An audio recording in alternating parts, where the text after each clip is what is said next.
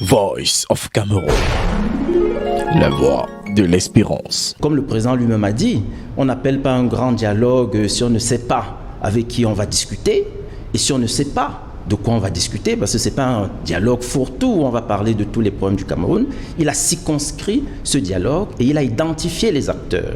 Alors, le dialogue va concerner exclusivement les problèmes du nord-ouest et du sud-ouest du Cameroun.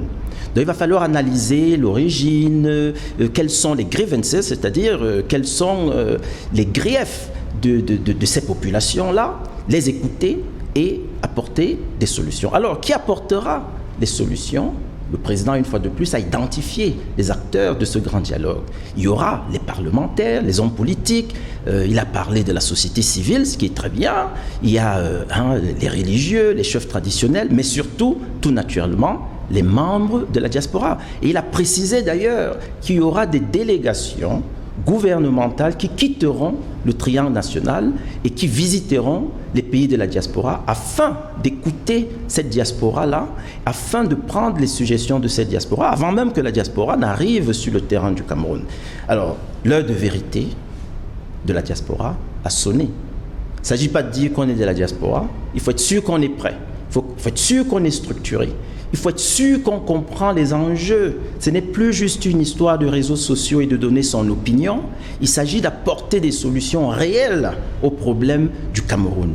Les problèmes qui ont coûté des victimes. Il y a des gens qui sont décédés, des maisons brûlées et surtout, ces 600 000 enfants qui ne sont pas partis à l'école depuis pratiquement 3 ans. C'est intolérable et nous sommes très heureux de savoir que le chef de l'État a compris qu'il fallait s'asseoir autour d'une table pour pouvoir apporter ces solutions. Alors nous, au niveau du Haut Conseil des Camerounais de l'extérieur, nous n'avons pas attendu que le grand dialogue soit appelé. Nous avons commencé depuis quelques années à travailler pour nous assurer que le moment venu, que nous soyons prêts.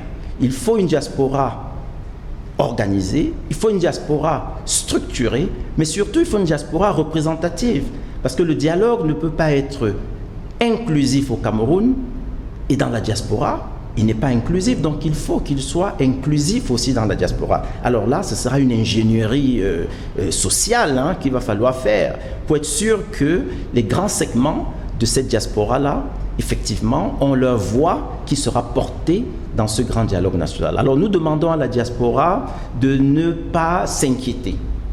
Ceux qui voudront participer à ce dialogue national participeront. Alors la participation sera à géométrie multiple.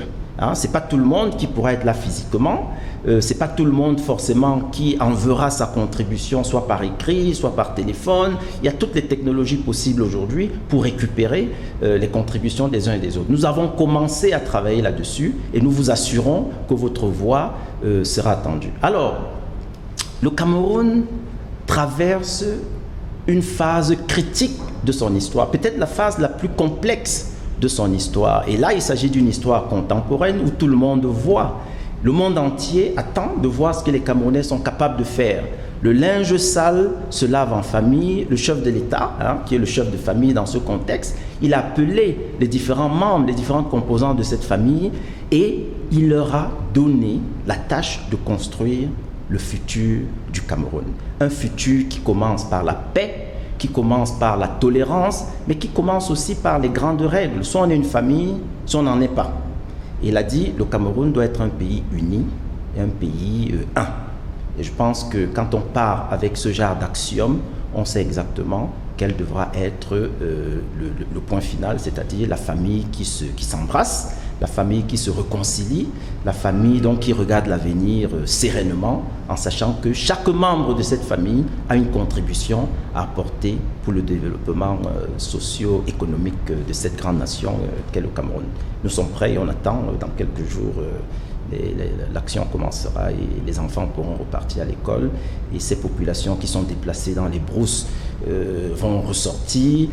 Ces populations qui se sont senties frustrées vont se sentir rassurées. Le problème de marginalisation en fait, qui passe aussi non seulement par le dialogue, c'est vrai, mais par des mesures concrètes et on espère que ce grand dialogue va déboucher par des mesures extrêmement concrètes qui rassureront ces populations concernées.